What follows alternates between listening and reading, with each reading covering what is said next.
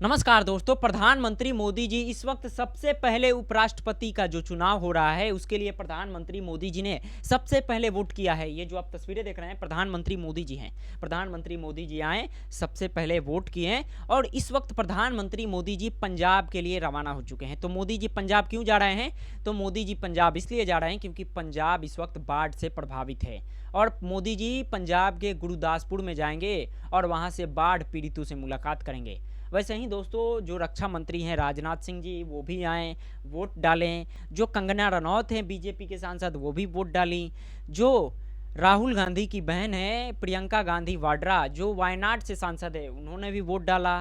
अखिलेश यादव जी ने भी वोट डाला दोस्तों। लेकिन अखिलेश यादव जी पहले वाले राष्ट्रपति जी के बारे में चर्चा की है।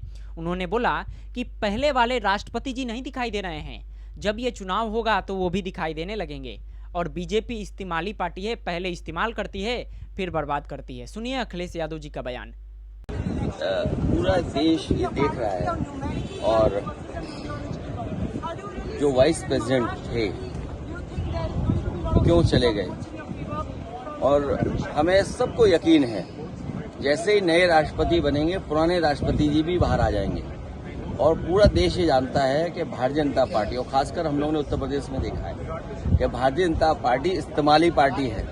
पहले इस्तेमाल करो फिर बर्बाद करो। तो ये अखिलेश यादव बोल रहे हैं। जब वोटिंग करने आए थे यानी वोट देने आए थे तब अखिलेश यादव जी से मीडिया कर्मी के लोग बात कर रहे थे। तब अखिलेश यादव जी ने बोला कि पहले वाले राष्ट्रपति भी दिखाई देने लगेंगे जब ये चुनाव होगा, और बोल रहे हैं कि बीजेपी इस्तेमाली पार्टी है उसके बाद बर्बाद कर देती है। दोस्तों इस चुनाव में बी सुदर्शन रेड्डी जो इंडिया अलायंस के उम्मीदवार हैं और एनडीए के उम्मीदवार हैं सीपी राधाकृष्ण, और इस चुनाव में दोस्तों टोटल 781 सांसद वोट डालेंगे और बहुमत यानी जीतने के लिए टोटल वोटों की संख्या 391 होना चाहिए। और मैं आपको अंत में बताऊंगा दोस्तों कि ये चुनाव कौन जीतेंगे।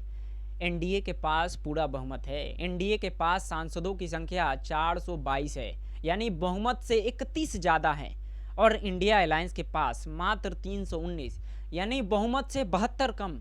तो आप ही अंदाजा लगाइए कि ये चुनाव कौन जीत रहा है, कौन हमारे देश के अगले वाइस प्रेसिडेंट होंगे यानी उपराष्ट्रपति होंगे।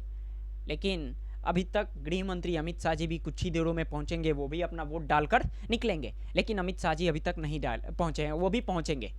लेकिन दोस्तों इस चुनाव में बड़े बड़े नेता एनडीए को समर्थन किए हैं, बहुत से विपक्षी दल के नेता भी एनडीए को समर्थन किए हैं। लेकिन आप सबके मन में चर्चा होगा कि ये ओवैसी जी किस को समर्थन किए हैं, बी सुदर्शन रेड्डी को या एनडीए के प्रत्याशी सीपी राधाकृष्ण को।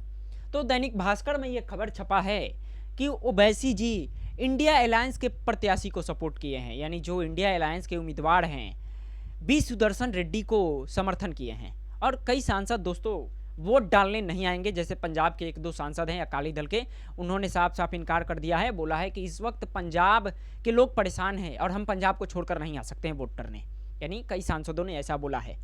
लेकिन दोस्तों इस चुनाव को देखा जाए अगर तो शाम के 6 बजे से वोटों की गिनती शुरू होगी और रात तक फैसला आ जाएगा। लेकिन अब आप ही अंदाज़ा लगाइए कि 422 एनडीए के सांसद हैं यानी इनके पास पूरा बहुमत है, और इंडिया अलायंस के पास मात्र 319 सांसदों की संख्या है। तो आप देखिए 72 हैं कम बहुमत से। तो कुछ सांसद इधर उधर भी जाते हैं, इधर उधर डालते हैं, तो भी तो जो बी सुदर्शन रेड्डी हैं वो देश के अगले वाइस प्रेसिडेंट नहीं होंगे। क्योंकि आप देखिए एनडीए के पास 422 सांसदों की संख्या है और कितना चाहिए, तो 391 बहुमत के लिए जीतने के लिए।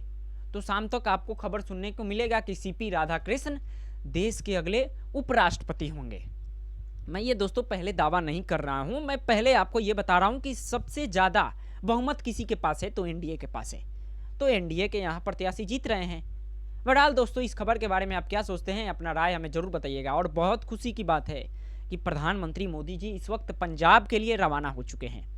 इससे पहले अमित शाह जी जम्मू कश्मीर में गए थे, लेकिन अमित शाह जी को भी पंजाब दौरा करना चाहिए, पंजाब जाना चाहिए, क्योंकि प्रधानमंत्री मोदी जी ने पंजाब के किसानों के साथ अत्याचार किया है। जिस तरह शंभू बॉर्डर पर दोस्तों याद कीजिए कड़ाके की ठंड में जिस तरह कीले गाड़े जा रहे थे सड़कों पे कि जो पंजाब के किसान हैं वो दिल्ली ना जाएं, दिल्ली कूच ना करें।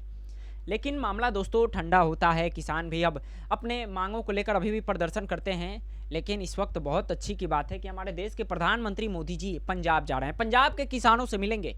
क्योंकि पंजाब इस वक्त दोस्तों, पंजाब में जितने फसलें हैं, सारा फसलें बर्बाद हो चुके हैं, किसान परेशान हैं। और हमारे देश के प्रधानमंत्री मोदी जी जा रहे हैं, जो कि बहुत खुशी की बात है।